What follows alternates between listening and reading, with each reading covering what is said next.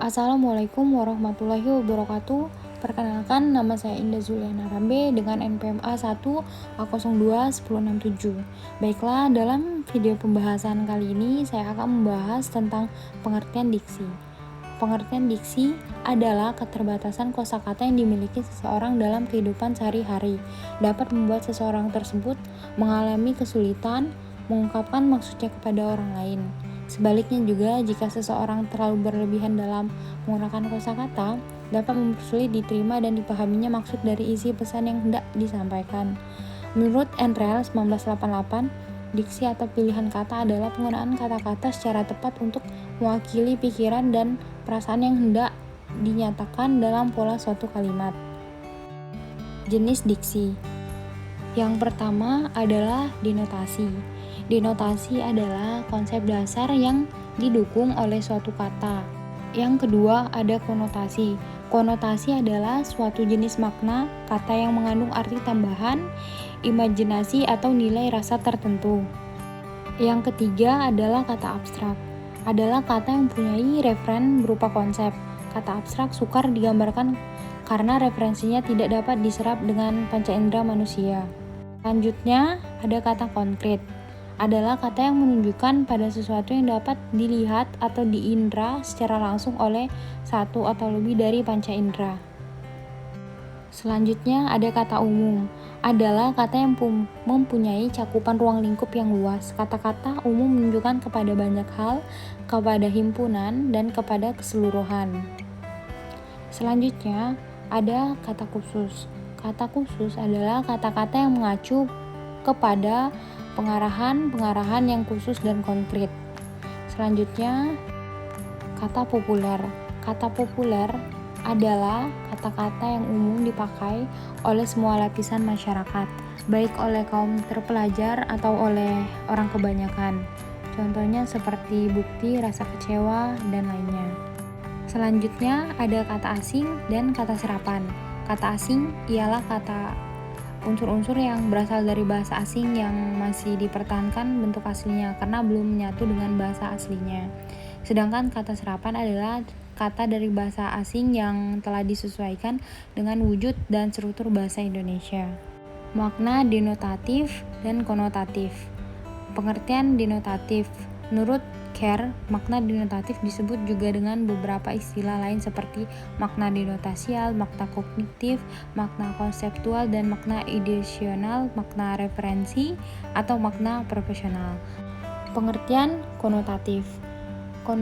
Pengertian konotatif adalah makna, arti atau maksud yang tersimpul dari suatu kata, frasa, atau klasa.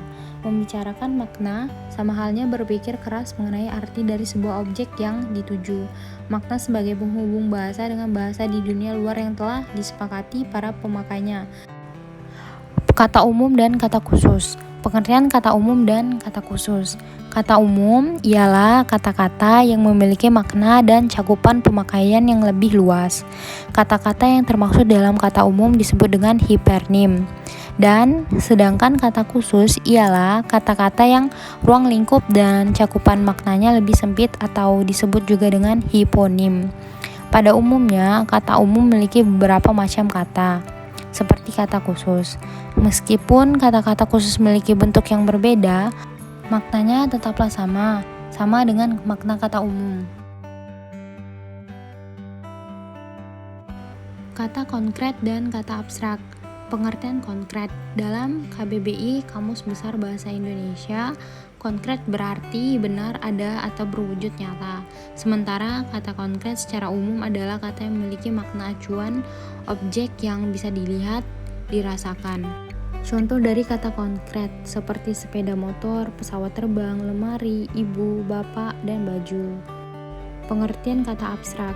Menurut KBBI Kamus Besar Bahasa Indonesia, abstrak adalah tidak berwujud dan tidak terbentuk. Sedangkan berdasarkan pengertian umum, kata abstrak adalah kata yang mempunyai acuan.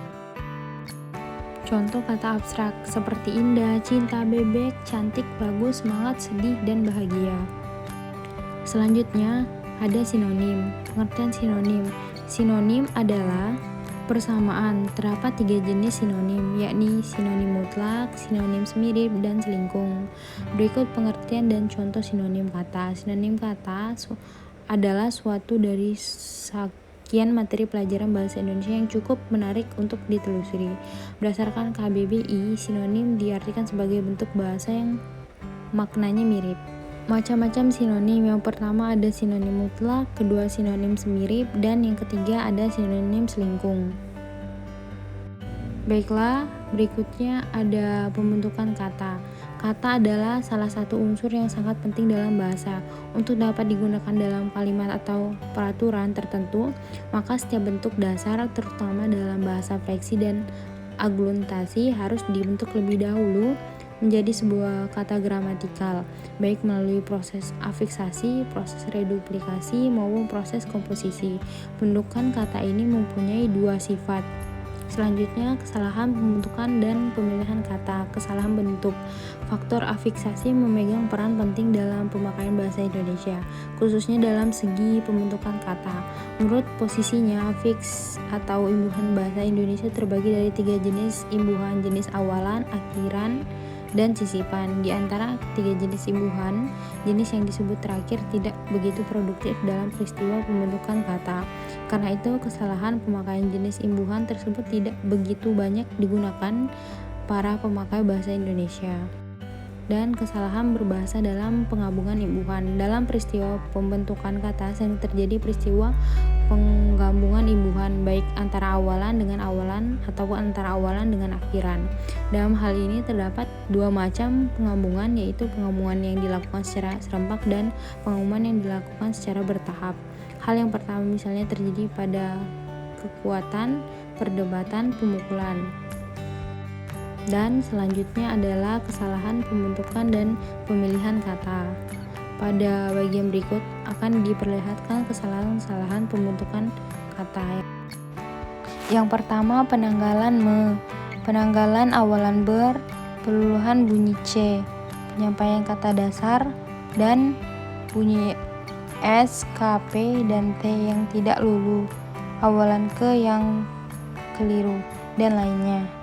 Ungkapan idiomatik. Pengertian ungkapan idiomatik. Ungkapan idiomatik adalah konstruksi yang khas pada suatu bahasa yang salah satu unsurnya tidak dapat dihilangkan atau diganti. Ungkapan idiomatik adalah kata-kata yang mempunyai sifat idiom yang tidak berkenan kaidah ekonomi bahasa. Ciri-ciri ungkapan idiomatik: yang pertama, mengandung frasa idiomatik, kedua, mengandung konotasi, ketiga, tidak menerangkan makna sebenarnya, dan yang terakhir, makna dari idiom tersebut adalah di Kamus Besar Bahasa Indonesia, edisi kelima. Dan materi selanjutnya adalah contoh ungkapan idiomatik. Yang pertama adalah pahlawan garda terdepan dalam penanganan COVID-19 sudah banyak yang tutup usia. Arti tutup usia yang dimaksud adalah meninggal. Dan yang kedua, Lutfi menjadi tangan kanan bosnya karena ia orang yang teguh pada pendirian dan setia. Tangan kanan artinya adalah orang kepercayaan. Dan yang ketiga, pandemi COVID-19 menyebabkan usaha warung makanan ibuku sempat gulung tikar. Arti dalam gulung tikar tersebut adalah bangkrut. Keempat, aku sudah angkat tangan dengan seluruh tugas dan pekerjaan di kantor. Angkat tangan artinya menyerah. Yang kelima, terakhir, seorang intel kepolisian tidak boleh buka suara walaupun tertangkap oleh musuh. Buka suara artinya dalam ungkapan idiomatik tersebut adalah berbicara. Baiklah, sekian materi dari saya tentang pengertian diksi dan mencakup penjabarannya.